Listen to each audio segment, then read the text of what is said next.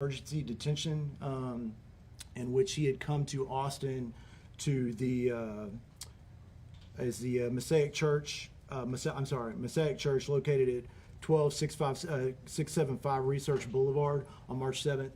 They had called in saying that Mr. James was experiencing what they thought to be was suicidal ideations. Officers responded up there and took him into emergency custody due to him being a danger to himself and or others. Up until that point and since then, we have not had any involvement with Mr. James. Continuing along, really quick, this just shows a brief overview of the case in sequential order. Again, like I said before, this series of murders and the investigation span numerous counties, starting in Bexar County and continuing up here to Travis County. Numerous investigative agencies were involved with this. Again, like I said, it lasted in excess of over 8 hours during the investigative time and the time during which the crimes were committed. It included included 6 major crime scenes and numerous other smaller crime scenes that we had to investigate. Those crime scenes included 7104 Berkman, which is the Northeast Early College High School, at approximately 10:41 a.m. That was handled by our Ag Assault unit, and that is the case in which Mr. James is charged with 1 count of aggravated assault on a peace officer. Following that, we also investigated the double homicide that occurred at 7315 Shadywood Drive at approximately 11:59 a.m. when that call came in. That case was investigated by the Austin Police Department's homicide unit initially, and that is in which the 2 victims were charged. He is charged with capital murder in the murders of Emmanuel Potba as well as Sabrina Rodman.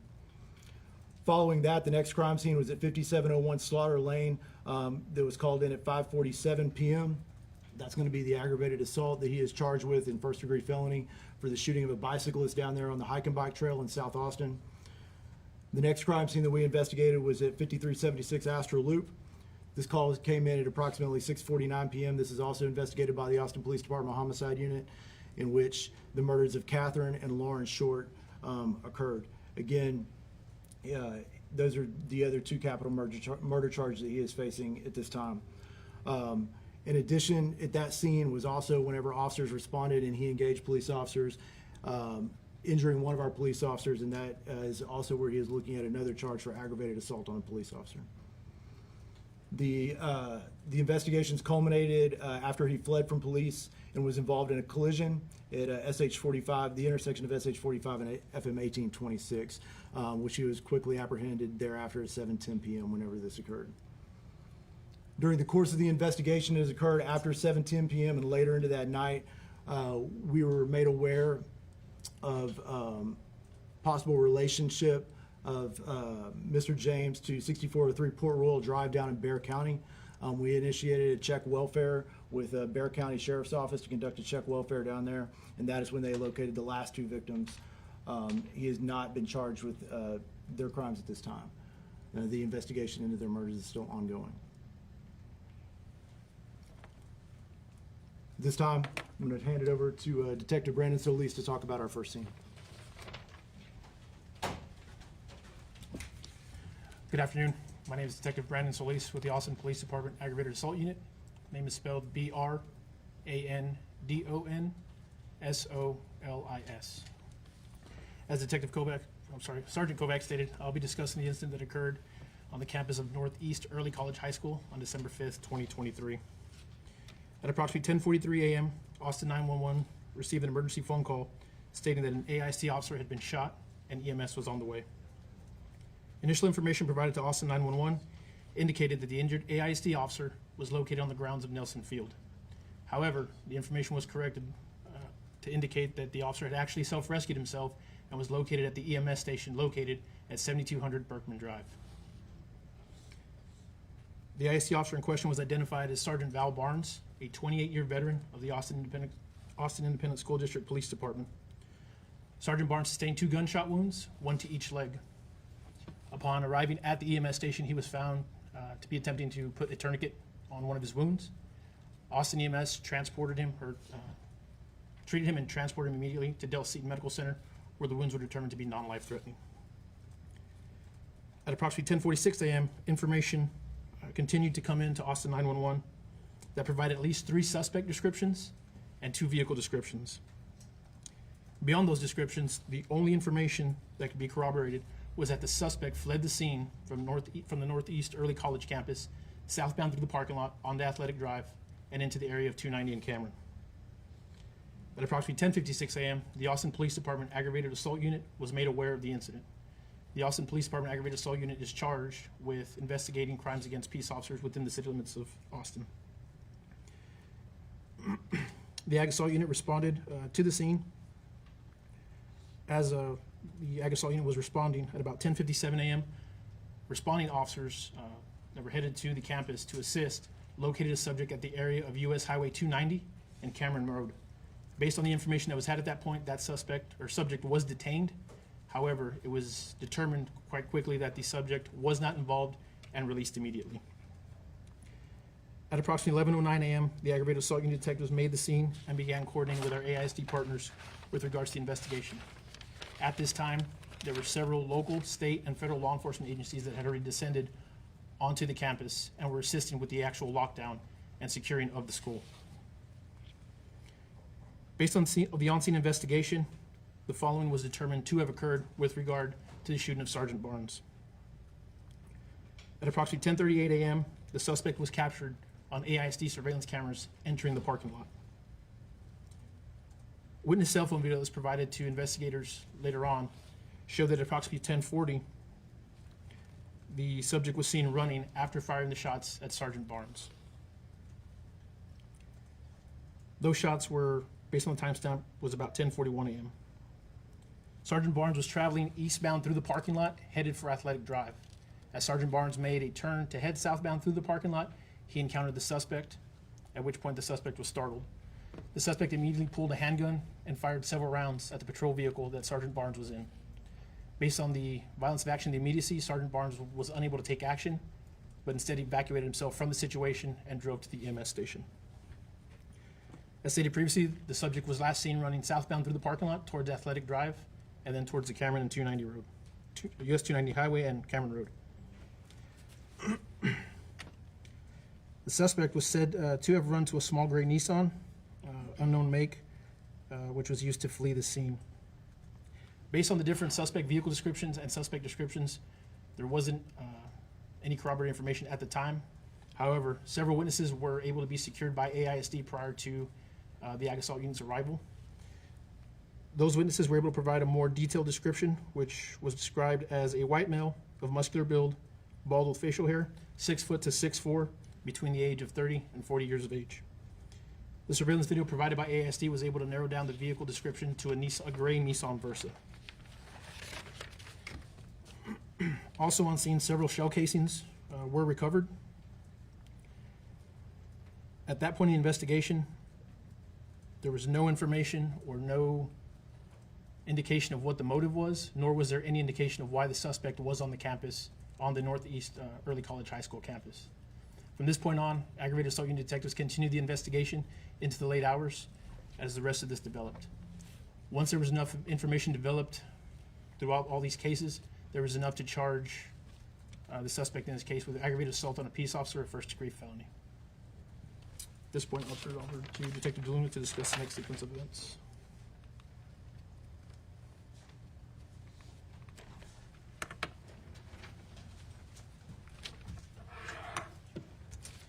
Good afternoon. I'm Detective Randy DeLuna with the Austin Police Department Homicide Unit.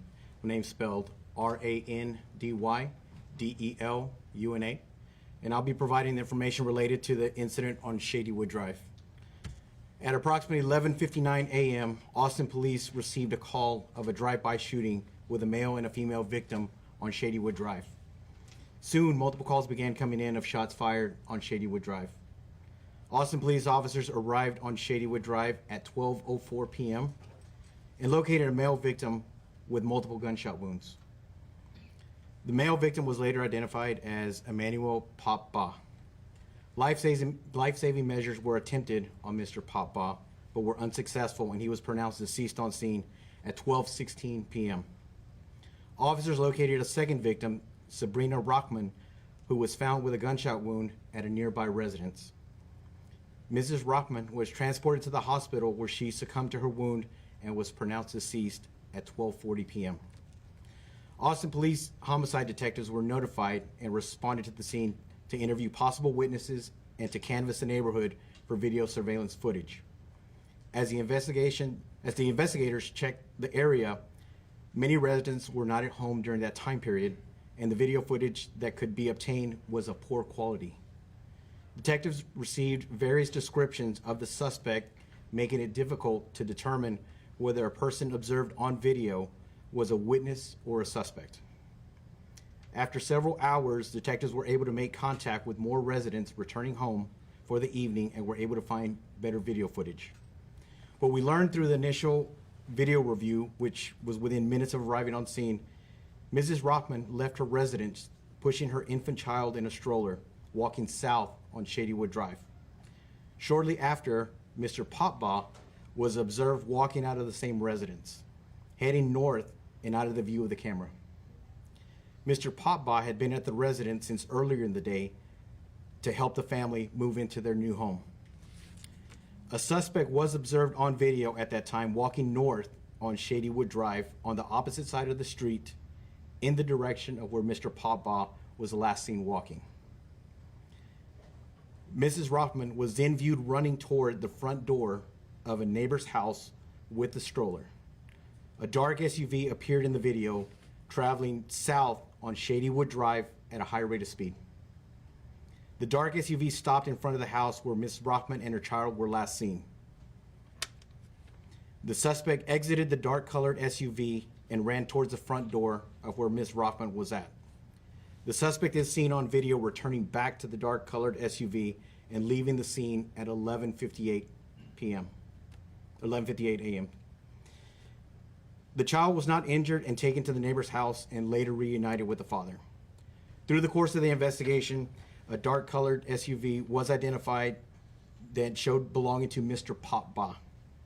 The subject viewed walking on the sidewalk when Mrs. Rockman left her residence appeared to match the same suspect exiting the dark-colored SUV and approaching her. I'll now turn it over to Detective Spittler.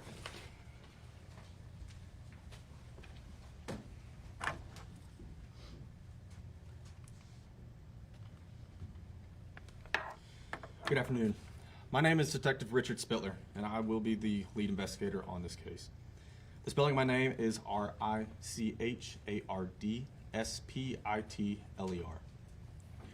On December 5th, 2023, at approximately 5:47 p.m., APD officers responded to a shooting call at 5701 West Slaughter Lane. Upon arrival, officers located a male with a single gunshot wound. The victim advised he was cycling on the Slaughter Creek Trail when someone shot at him. The cyclist described the suspect as a white male wearing a burnt orange t-shirt, long pants, and either a hat or a bandana. At approximately 5:48 p.m., Air 1 assigned to the call and responded to the area to search for the suspect, but no one was located. Air 1 stayed in the area for approximately 25 minutes until they had to refuel. Multiple officers remained in the area to search for the suspect. The cyclist was transported to the hospital to receive medical treatment. The location of the shooting was not initially located by responding officers. Based on the initial description given by the victim, it did not appear as though this incident was related to the AISD officer shooting or the double homicide at 7315 Shadywood Drive. At approximately 6:49 p.m., APD officers responded to a burglary in progress at 5376 Austral Loop. The caller advised he reviewed a motion notification received from his surveillance system and could see a male wearing a jacket kicking in the back door to his residence. The caller also stated his wife and daughter were currently at home. Due to officers already being in the area for the previous shooting, the first officer arrived on scene within 2 minutes of the call being received. The first officer on scene observed the suspect inside of the residence. The suspect was seen by that officer exiting the back of the house, and the officer went around the residence to the fenced-in backyard. As the officer entered into the backyard, the suspect shot at the officer, striking him multiple times. The suspect ran to the detached garage and stole the homeowner's 2015 Acura. Additional officers witnessed the Acura driving at a high rate of speed in the 11400 block of Escarpment. Officers attempted to initiate a traffic stop on that vehicle, but the suspect refused to stop and a vehicle pursuit was initiated. The suspect went westbound on South Highway 45 and attempted to turn northbound on FM 1826. The suspect lost control while turning and crossed over FM 1826 into oncoming traffic and crashed into a passing motorist. As officers were exiting their vehicle, the suspect immediately exited the stolen Acura and raised his hands in the air. The suspect was compliant with all commands given by arresting officers, and the suspect was identified as Shane James.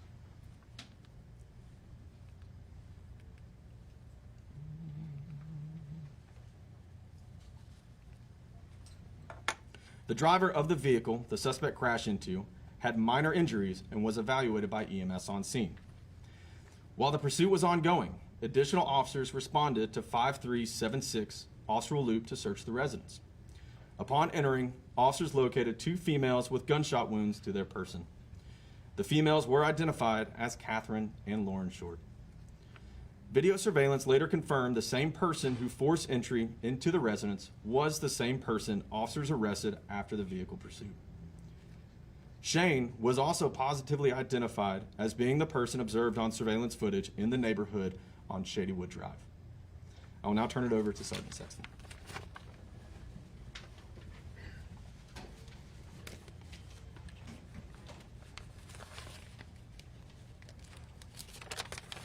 Hello, my name is Sergeant Nathan Sexton. I'm one of the sergeants with the homicide unit. My spelling for my name is Nathan Sexton. So just to give some background for that particular day, this past Tuesday, December the 5th, that day alone we had over 50 violent crime calls for service between 1 p.m. and midnight. After 5 p.m., 8 of those calls required 3 or more units to respond, and you can see a listing here. This is just a snippet of some of the calls in that time frame.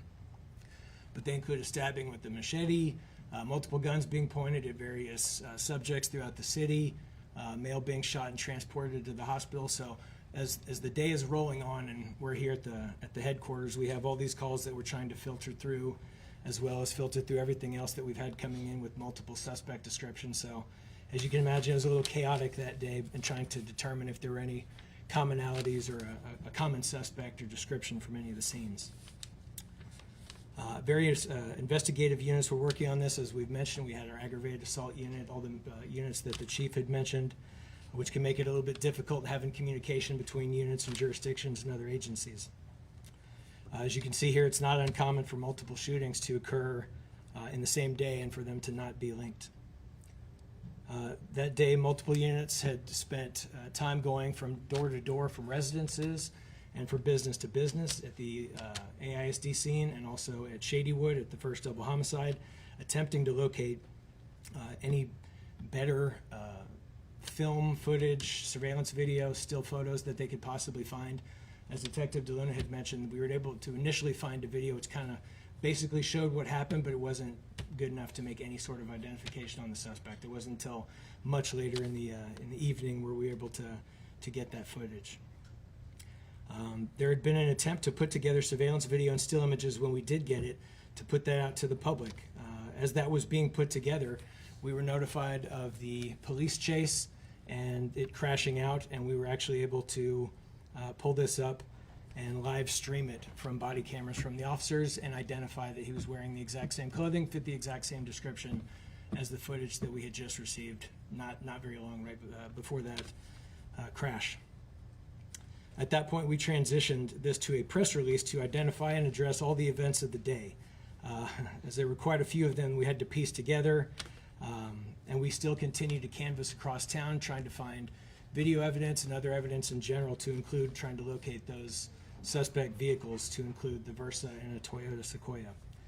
The Toyota Sequoia was located at 5800 West William Cannon, and that was at 8 p.m. The Nissan Versa was located at 10:40 p.m. at an academy nearby, so it appeared he had basically dumped the vehicle and walked within a mile or two of that area to commit each double homicide.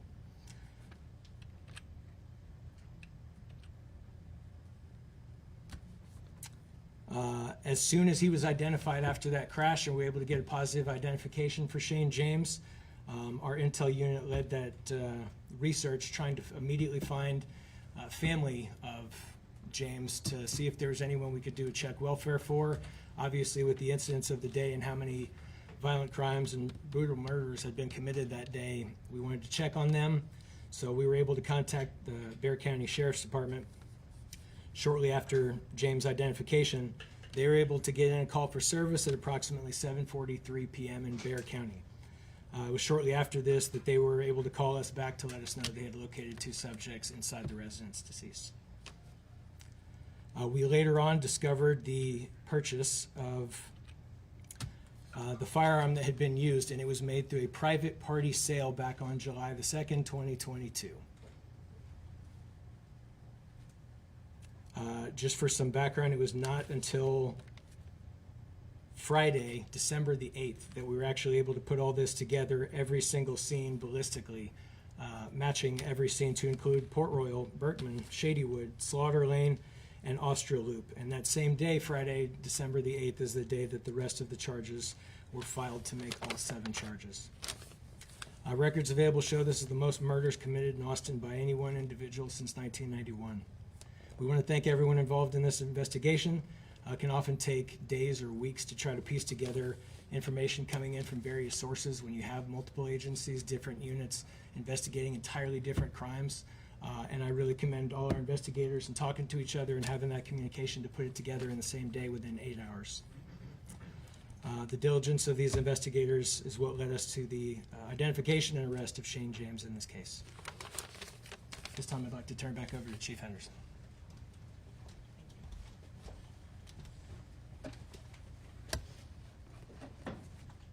I do want to thank my staff for putting that timeline together.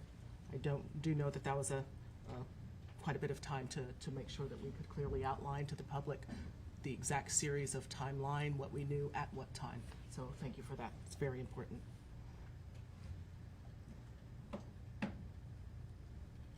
Please know that everything that has been shared with you here today gives a better understanding of how each APD unit and our public safety partners work swiftly and collaboratively to identify the suspect and take him into custody. With the sporadic nature of how these incidents unfolded, the length of time that it takes to canvass a scene, gather information, and have an understanding what occurred, how quickly our teams work together in order to get that information and bring Resolute as soon as we took the suspect in custody is impressive. In the immediate aftermath of the tragedies, we were not in a position to put out information because of the sheer breadth and scope of everything that we had learned in such a short period of time. We did not want to do anything that would bring harm to the investigative process. I also want to highlight the excellent response times to each of these incidents. Even in the midst of our staffing crisis, our officers were committed to providing the highest level of professional work our Austin community deserves. It was backfill officers who were the initial responders to the final call on Austral Loop, who arrived in just over 1 minute of the call being dispatched and likely prevented more harm to our community. I could not be more proud of our officers and our department as a whole. Again, condolences to the families of these victims, and I thank all of our heroes that put their lives on the line every single day to keep our community safe. I will now open it up for a few questions. Hi. I know that you talked before, and APD has about why alerts weren't sent out, but there's still many members of the community, and also I know some victim families that I've spoken with that are upset that no alert was put out. And so I wanted to give you a chance to kind of respond to some people saying that it was insufficient, that nothing was put out. And I was also curious, what actions are y'all taking, possibly considering to change how alerts are sent out to the public? Yes, sir. Thank you for that question. Please note, as stated, as we went through the timeline, it was unclear as to a description that could be provided to the public that would be of use, if you will, just because we had varying descriptions from the initial incident. Even from the initial incidents, there were approximately three different descriptions that we were provided, and we're not in a position to communicate something to the public that would be of value. Please understand, since this incident has occurred, we have already had meetings with Sally Hernandez, with Travis County Sheriff's Office, also with Chief Sneed, on working with, collaborating on how, if there is something to put out, which is the appropriate entity at what time. Chief, I'm sorry. Yes. Chief, just kind of piggybacking off of that, it looked like in the affidavit you said for the first incident, at some point you realized that students had videos, that they recorded something, and there was also a surveillance camera, and from that you were able to do a still photo. Can you talk to us about, one, when that video was provided, and two, because you mentioned something about quality of the videos, can you describe why that couldn't have been put out? That would have kind of maybe helped with the description. Correct, and I'll have to pass that to one of the investigators who would best. Detective Solis? Okay, thank you. So to your question, at that point in the investigation, the video wasn't of enough substance to where we had a license plate to provide to anybody, and the actual depiction of the suspect was from the back. There's no face. That, coupled with the three plus different descriptions we got, made it difficult to put out any substantive information to the chains of command to put out to the public. Is there any difference in how this is handled because it was at a school? I mean, we've seen so much concern over school shootings in particular. We know the suspect left after shooting at Sergeant Barnes, but is there any difference in how that should have been handled just because of who was there at the school? No, at that point, based on the resources we had at the time prior to Sergeant Barnes being shot, we can sit here and say, well, he had a body cam, he had in-car video. Unfortunately, at the time that Sergeant Barnes made contact with the suspect's violence of action prevented Sergeant Barnes from reacting, which there was no activation of body-worn camera, there was no activation of in-car camera. The cameras that we had on campus that were provided to us by our AISD partners only gave us that portion to work with. And we were even lucky enough that the students kept their wits about them to even record on their video cell phones to provide us with that little information. Based on everything we had available to us, I think that was the best that we could do at the time, and I don't think we could have. While you're up here, one more question. So we know the students were there, we know there was another employee there. Were they out in the parking lot or were they inside the school? We know that school doesn't have a gate. Are we talking at the time of the shooting, or? Yes, at the time of the shooting. Based on our investigation, the students were out in the parking lot when it occurred. However, due to the shock of the incident, the students were able to provide much more information than what we got. That's what's in the investigation. Detective Solis, according to an affidavit that was released today, a still photo from Shady Wood was shown to Sergeant Barnes, and he was able to identify the suspect. At what point were those two incidents connected? That connection wasn't made until late in the evening hours when we had more information available to us. That information was not known at the time that the aggravated assault unit was investigating the shooting of Sergeant Barnes. So even though there wasn't a clear suspect description at first, couldn't an alert have gone out letting people know that there was a police shooting suspect in the area? There could have been, but unfortunately, without any substantive or corroborated information, that would have only done a disservice to not only our investigation, but I think to the city as a whole. When you provide information that isn't corroborated, it's gonna backlog us. We're gonna spend more time trying to fish out what isn't legitimate, as opposed to putting out information that is correct and corroborative that can actually help the investigation and not deter us. At some point, between the Shady Wood Drive shooting and the biker shooting, there's a big chunk of time missing. Do you guys know what he was doing in between that time? That isn't my part of the investigation. I can turn it over to the Sexton.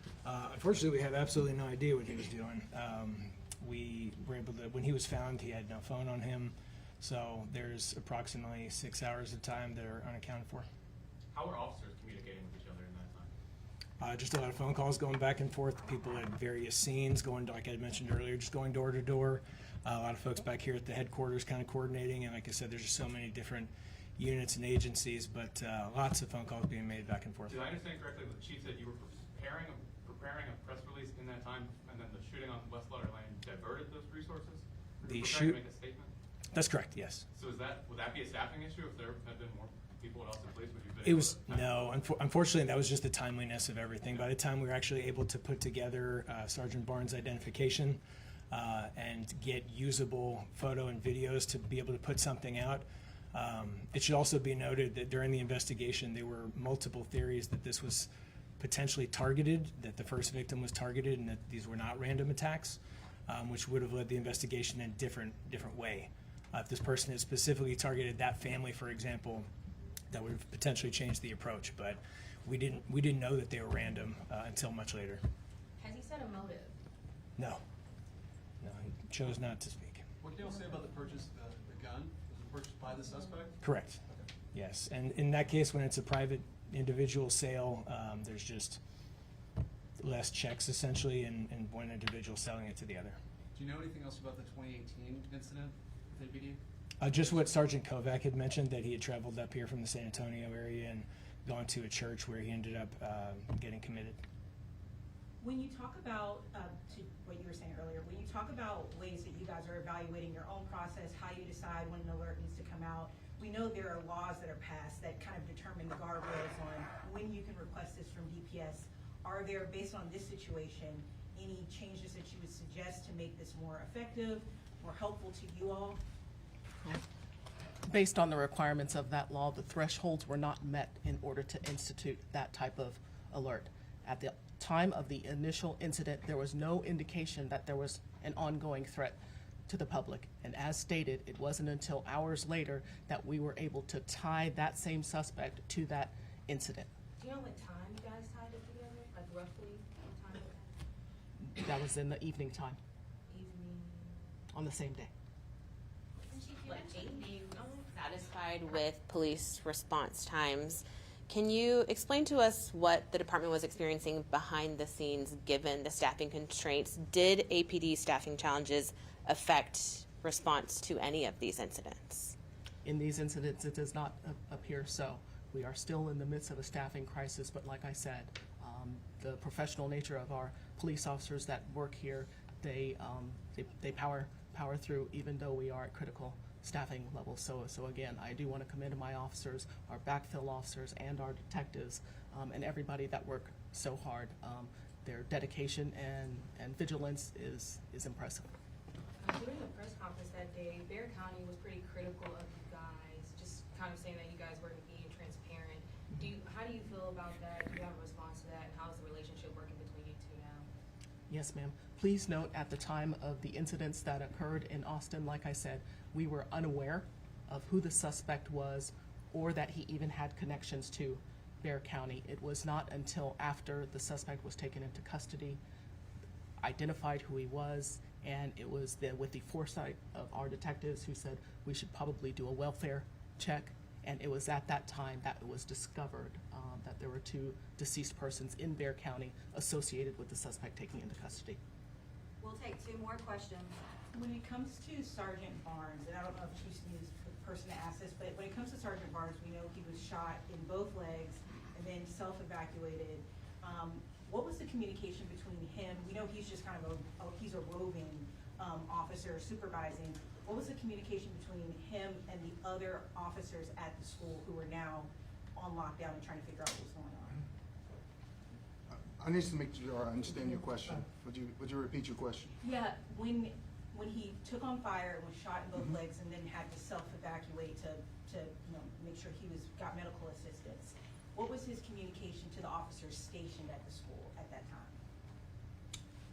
The communication that he had given came out that officer down, officer needs assistance, officer shot. That was the last communication that I recall hearing Sergeant Barnes give. There were our officers that responded to the EMS station where he self-evacuated and started administering first aid, placing tourniquets on. They had to place a second tourniquet on because it was excessive bleeding at the time. So I don't know if there was a lot of information that was being exchanged at that point in time. They were more concerned about saving his life. Is there anything you can talk to us? Obviously, you guys are dealing with new safety requirements from the state. Is there anything you can talk to us about how this situation, as you all have reflected, are y'all making any changes, or is there anything that you fine-tuned after dealing with the situation? Well, as you know, and you pointed out, obviously, we don't have prison gates up around our schools, and so it's an open campus concept. So obviously, there are people, this individual just walk onto campus. We ask our officers to be vigilant on the perimeters of their campus. We use video cameras when possible to try and monitor the activities that are going on in and around the campus. So nothing specific at this particular point. Chief, this is for you. Do you guys Final question. I was gonna say, do you guys plan to release any video from any of this? It's an ongoing investigation, so we're not sure. We can't speak to that yet. Okay. Thank you all for joining us.